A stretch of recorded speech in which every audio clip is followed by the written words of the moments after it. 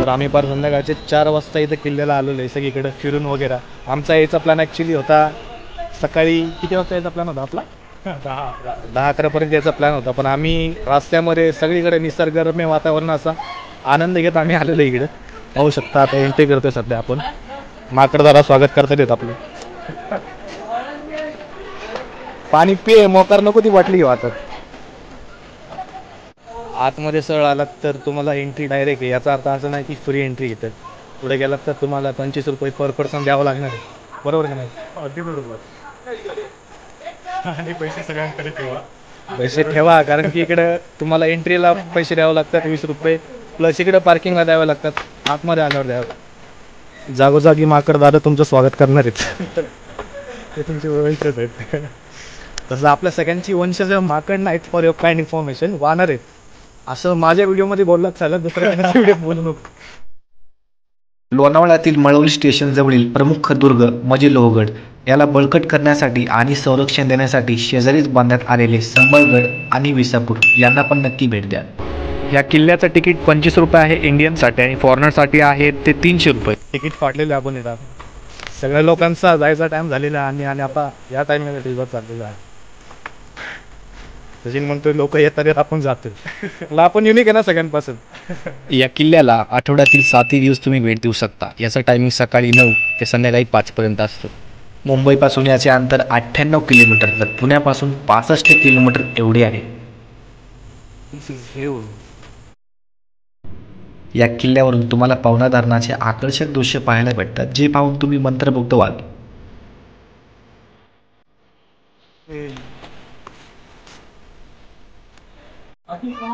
खाली इकडं धुकं आहे पण खाली तळ आहे. तुम्ही दिसत असेल काय मला, पण धुक्यामध्ये तळ काही दिसत नाही. या किल्ल्याला भारत सरकारने 26 मे 1909 रोजी महाराष्ट्रातील संरक्षित राष्ट्रीय स्मारक म्हणून घोषित केले आहे. या किल्ल्याला बराचसा असा प्राचीन इतिहास आहे. याच्यावर ज्या राज्याच्या राजवटी आहेत त्या सातवाहन, राष्ट्रकूट, चालुक्य आणि यादव या सगळ्या राज्यांच्या राजवटी या किल्ल्यावर होऊन गेल्या आहेत. आता आपण ज्या दरवाजातून जात आहोत तो आहे गणेश दरवाजा. याचे वैशिष्ट्य म्हणजे याच्या डाव्या आणि उजव्या बाजूच्या बुरुजाखाली सावळे कुटुंबाचा नरबळी देण्यात आला होता आणि त्या बदलात त्यांच्या वंशजांना या लोहगडवाडीची पाटीलकी देण्यात आली होती. या किल्ल्यालगतच भाजे आणि बेडसे लेणी आहेत. या ठिकाणी आलात तर त्या ठिकाणांना भेट देणं नक्की विसरू नका. हा किल्ला मावळातील प्रमुख किल्ल्यांमध्ये येतो. या किल्ल्याच्या नावाबद्दल जर सांगायचं म्हणलं तर लोह म्हणजे धातू. या किल्ल्याची कठीणता दर्शवण्यासाठी या किल्ल्याला लोह हे विशेषण देण्यात आले असावे, म्हणून या किल्ल्याचे नाव लोहगड पडले असावे. जर या विश्वात स्वर्ग कुठे आहे, गडकिल्ले फिरा, मला स्वर्ग काय असतं याची जाणीव होऊन जाईल. नमस्कार मित्रांनो, तर आपण आहोत लोहगड किल्ल्यावरती. किल्ला खूप सुंदर आहे, सह्याद्रीमध्ये बसलेला आहे. या किल्ल्याचं दर्शन घेण्यासाठी तुम्ही थोडं लवकर या. आम्हाला उशीर झालेला आहे. आज आम्ही शूट घेत आम्हाला 5 वाजलेले आहेत. 5:30 सकाळी आम्ही मगाशी सांगितल्याप्रमाणे 10:30 निघलो. आम्हाला डायरेक्ट इकडेच यायचं होतं, पण आम्ही मित्राच्या घरी गेलो. तिकडं आमचं जेवण वगैरे मग गप्पा गोष्टी यामध्ये आमचे जवळपास 2-3 तास गेले. त्याच्यानंतर इथं आलेलो आहे. येता येता आम्ही सगळ्या रस्त्याने फिरलेलो आहे. ते तर मी सांगितलं. जर तुम्ही बघू शकता तिथे गणेश दरवाजा आहे.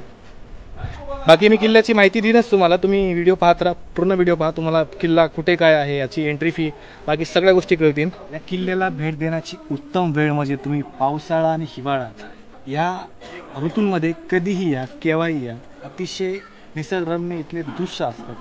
तेवढं लक्षात ठेवा जेव्हा पण भेट द्याल या किल्ल्याला. मी तर म्हणतो पावसाळा किंवा हिवाळ्यातच या. या किल्ल्यालगतच तिकोना आणि तुंग किल्ले आहेत. जर तुमच्याकडे भरपूर वेळ असेल तर त्या किल्ल्यांना पण नक्की भेट द्या. जसं जसं आम्ही वरती जातोय हलका हलका पाऊस पडायला चालू झालेला आहे. या ठिकाणी पावसाचा आनंद घेण्याची पण एक वेगळीच मजा आहे. आता आपण ज्या ठिकाणी आहोत तो आहे नारायण दरवाजा. या ठिकाणी एक भुयार आहे. पूर्वी त्या भुयारीमध्ये भात व नाचणीचे साठे ठेवले जायचे. काळजी घ्या, कारण की सगळीकडे जे आहे शेवाळला गेली असती पाहायला. काळजी केली. तुम्ही बूट स्लीपर घालून येत असाल तर थोडं सांभाळा. पावसात तुमचा पाय चुकून जायची जास्त शक्यता आहे. दादांनी आपल्याला कॅमेरात हाय केले, त्यांना पण हाय करा. प्राचीन इतिहास हा एक असा विषय की एकदा तुम्हाला त्याची रुची निर्माण झाली तर प्रत्येक प्राचीन ठिकाणं फिरल्याशिवाय तुम्हाला चैन पडणार नाही, हे तर नक्की. जोरात असा पाऊस चालू झालेला आहे. आम्ही तयारीमध्ये चालू होतो रेनकोट जॅकेट वगैरे घेऊन, त्यामुळे काय वाटत नाही. काय म्हणतो? पण जी काय तयारी केली होती ती एकाच रेनकोटची केली होती, त्यामुळे आमच्यातील एकाला भिजावं लागणार आहे किंवा आम्हाला आमची भटकंती इथंच थांबावं लागणार आहे. शकता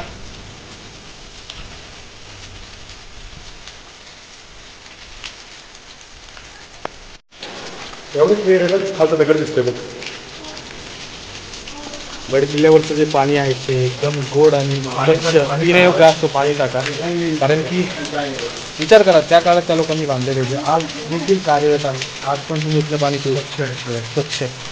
पावसाने फार मोठ्या प्रमाणात थैमान घातलेले आहेत, त्यामुळे आमचं फिरणं ऑलमोस्ट अशक्य झालेलं आहे आता.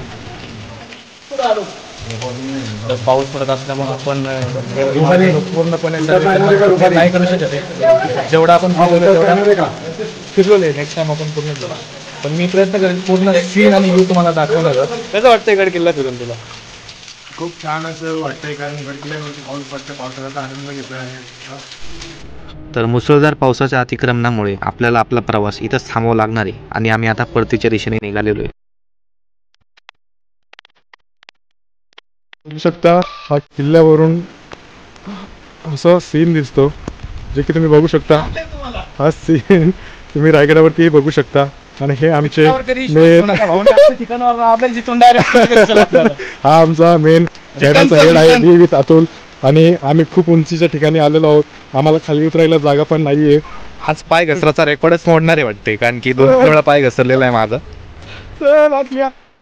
पण कुठं चिखलात पडलो आणि लोळलो नाही, हे मात्र बरं झालेलं आहे.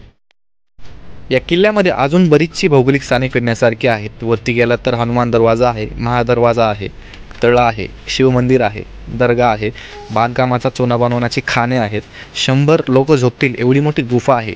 तर फार काही फिरण्यासारखं आहे. पण अफसोस या पावसाने आम्हाला काही फिरू दिले नाही. त्यामुळं जेवढं आम्ही सध्या फिरतोय तेवढं फिरतोय. नेक्स्ट टाइम आलो तर पूर्ण किल्ला आम्ही फिरेल आणि दाखवण्याचा प्रयत्न करेल, हे मात्र नक्की.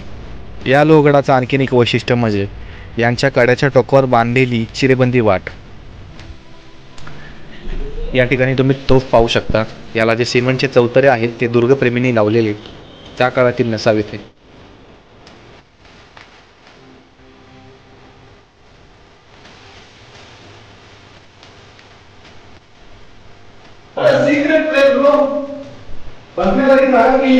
मला वाटतं आपल्या शिवकाळामध्ये या जागा ज्या आहेत त्या पहारे करण्यासाठी सैनिकांसाठी ठेवल्या जातील. इथे एक कट्ट्यावर ठेवलेलं आहे, हरकत नाहीये, पण या कट्ट्यावर जे आहे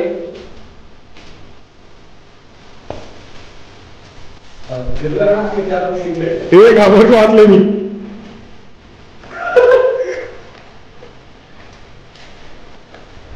इकडून बाहेर बघताना काय अविस्मरणीय नजारे दिसतात तुम्हीच पहा. तर पाऊस कमी झालेला आहे, पण आपला टाईम खूप झालेला आहे. आता किल्ला बंद करण्याची वेळ आलेली आहे, त्यामुळे आपल्याला गाता फिरता येणार नाही आहे. भेटूयात पुन्हा नवीन प्रवासामध्ये. तोपर्यंत काळजी घ्या. Signing off. Bye bye.